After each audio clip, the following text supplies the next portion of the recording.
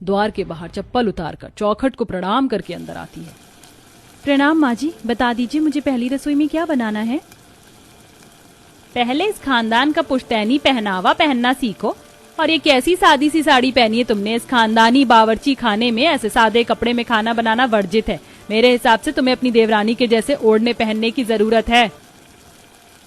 वसुंधरा जानबूझकर अमीर बहू के सामने गरीब वाली बहू को नीचा दिखाती है। टूटे मन से लक्ष्मी कमरे में लौट आई।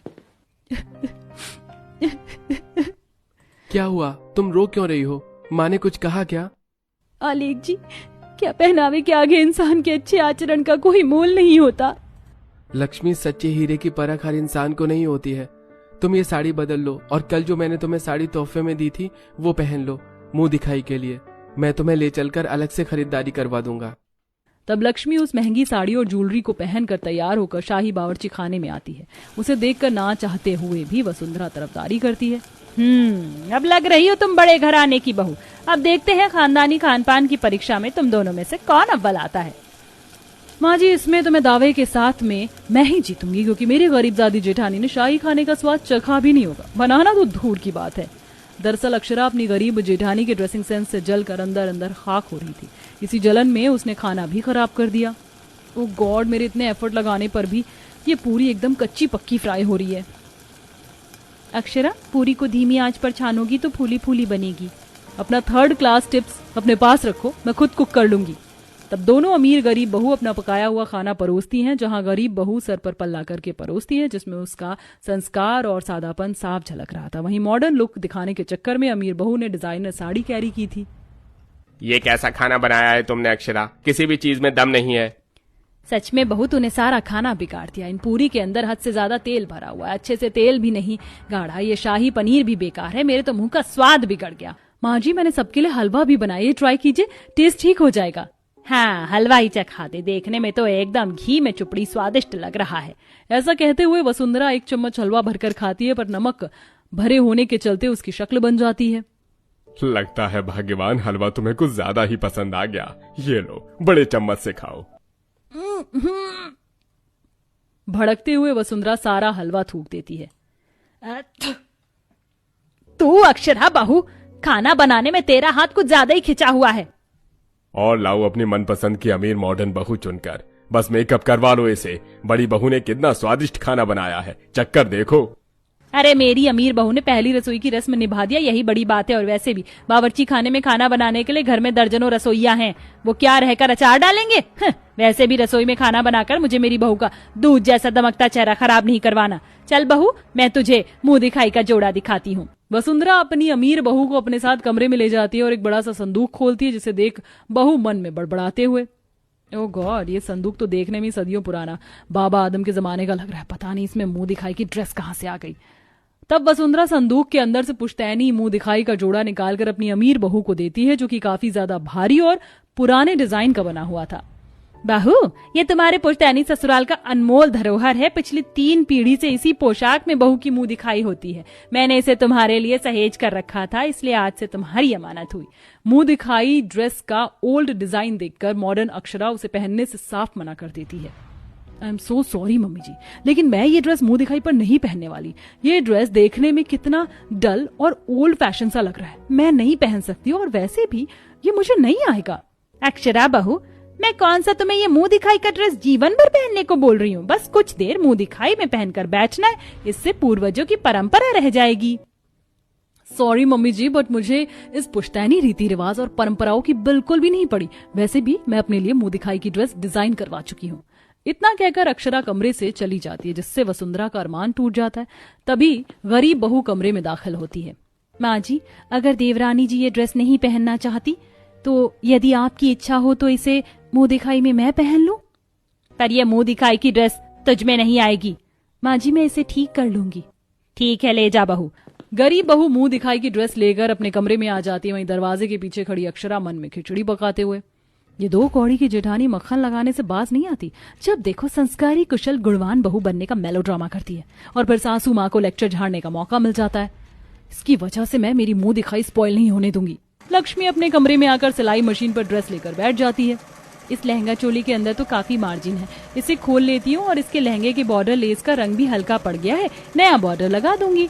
गरीब बहू पूरी लगन और परिश्रम से उस ड्रेस की सिलाई कढ़ाई करती है, वहीं अमीर बहू अपने बॉडीकॉन ड्रेस को पहनकर शीशे के आगे देखती है। OMG, इस बॉडीकॉन ड्रेस में मेरा कितना बोल्ड और ऑसम लुक आ रहा है। कल तो मुंह दिखाई में मैं छाने वाली हूँ, पर कहीं ऐसा ना हो वो 2 कौड़ी की मेरी गरीब दर्जी जेठानी मुझसे अच्छी ड्रेस बना ले। ऐसा सोचते हुए अक्षरा अपने कमरे में इनसिक्योर हो रही होती। अगली सुबह वह अपनी जेठानी के कमरे में आती है, जहाँ वह उसकी मुंह दिखाई का लहंगा चोली और दुपट्टा देखकर दंग रह जाती है और कैंची से काट कर दुपट्टा खराब कर देती है। अब देखती हूँ बिना दुपट्टे के ये कैसे इस ड्रेस को पहनती है। बड़ी आई थी मुझे टक्कर देने। जलन में आकर अक्षरा लक्ष्मी का दुपट्टा खराब करके चली जाती है, जिससे वो दुखी हो जाती है। ये मेरे जोड़ी का दुपट्टा किसने खराब कर दिया? मुंह दिखाई शुरू होने में बस कुछ देर रह गई है, क्या करूं? लक्ष्मी उन हिस्सों को मोती से टांक कर सजा देती है, जिससे दुपट्टा हैवी वर्क वाला हो जाता है और गरीब बहू गजरा महावर, बिछवा, भरी मांग का सिंदूर, चूड़ी सब कुछ अच्छी तरह से पहनकर मुंह दिखाई में लंबा सा घूंघट डालकर आती है। सब उसकी पुश्तैनी जोड़े को आंखें जमा कर देखने लगते हैं। और ये तो वसुंधरा जी की गरीब बहू है ना, देखो तो जरा इसकी मुंह दिखाई का ड्रेस कितना जच रहा है, एकदम जोधा बाई लग रही इस पहनावे में। तभी अमीर बहू बॉडीकॉन, गाउन, हाई हील्स और खूब सारा मेकअप करके इतराते हुए आती है। हेलो डार्लिंग आंटी, कैसी लग रही हूं मैं? अमीर बहू का मुंह दिखाई में मॉडल पहनावा देखकर सभी नाते रिश्तेदार, सगे संबंधी से लेकर पड़ोसन बातें बनाने लगती हैं। हाय हाय, तौबा तौबा, वसुंधरा जी तुम्हारी अमीर बहू ने तो जरा भी पुश्तैनी मान मर्यादा का मान नहीं रखा। और ये मुंह तो इसने खुद ही पहले दिखा दिया, मुंह दिखाई का फिर महत्व ही क्या रह गया? एक्सक्यूज मी आंटी जी, मेरी बॉडी पर मैं जो मर्जी पहनूं, आप सब लोग होते कौन है मुझे जज करने वाले? अपनी अमीर बहू का मुंह दिखाई के बीच में ऐसा बर्ताव देखकर वसुंधरा के दांत खट्टे हो जाते हैं। अक्षरा बहू, तुम्हें मुंह दिखाई में यही रंग दिखाना था तो नीचे ही नहीं आती, कम से कम हमारे परिवार की नाक तो नहीं कटती। एक्सक्यूज मी सासू माँ, मैं आपकी गरीब बहू नहीं जो आपके ताने सुनूं। मुझ पर अगर दामन चलाया ना तो सबको चक्की पिसवा दूंगी, फिर इस पुश्तैनी खानदान की शान बान खत्म हो जाएगी। ये सुनते ही अक्षरा की माँ शारदा उसे खींचकर चाटा मारती है। बस अक्षरा बस, शादी के बाद लड़की को उसके सास और पति के मन के हिसाब से चलना होता है। तूने तो मेरी दी हुई परवरिश पर कालिक पोत दी। समधन जी, मैं हाथ जोड़कर आपसे क्षमा मांगती हूँ। अब अक्षरा आपके घर की इज्जत है, आपको जैसे भी रखना है रखिए, चलती हूँ। शारदा माफी मांगकर अपनी बेटी से मुंह मोड़कर चली जाती है, जिसका ब्लेम भी अमीर घमंडी बहू गरीब बहू को देती है। इस 2 कौड़ी की गरीब जेठानी के ओल्ड फैशन ड्रेसिंग सेंस की वजह से सबने मेरे मुंह दिखाई के ड्रेस पर कमेंट किया, यहाँ तक कि तुम्हारी माँ ने भी मेरी इंसल्ट की। वीर, और तुमने फेवर भी नहीं किया। अक्षरा, अगर तुम्हारा पहनावा सही ढंग का होता तो मैं तुम्हारे पक्ष में बोलता। तुम इस पुश्तैनी खानदान को इज्जत और मान सम्मान हो, तुमको ऐसे कपड़े शोभा नहीं देते। अरे बड़े भाभी ने कितने अदब के कपड़े पहने थे।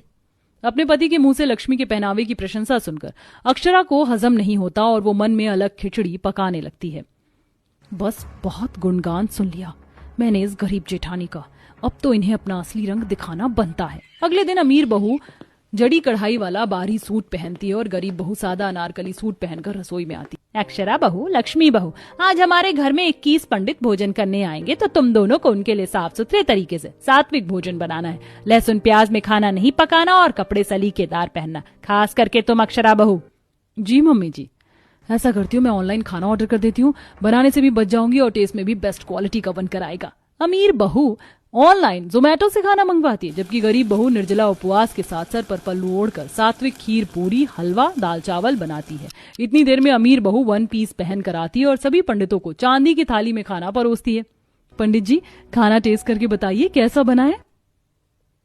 घोर अपमान, इस भोजन में से तो लहसुन प्याज की दुर्गंध आ रही है। ये छूत भरा खाना हम नहीं खाएंगे। आपने हमें निमंत्रण देकर बुलाया और हमारा अनादर किया।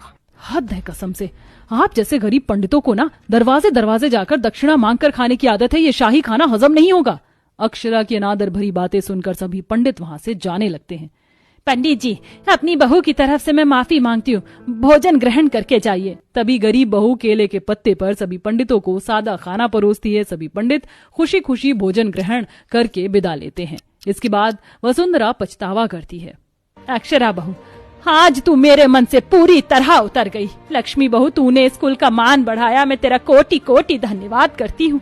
मैंने हमेशा तुझे नीचा दिखाया, तेरी परख नहीं कर पाई कि तू हीरा है। अंत में वसुंधरा अपनी गरीब बहू को स्वीकार कर लेती है, वहीं अमीर बहू अपने चाल चलन के चलते अपना महत्व खो देती है और हाथ मलते रह जाती है।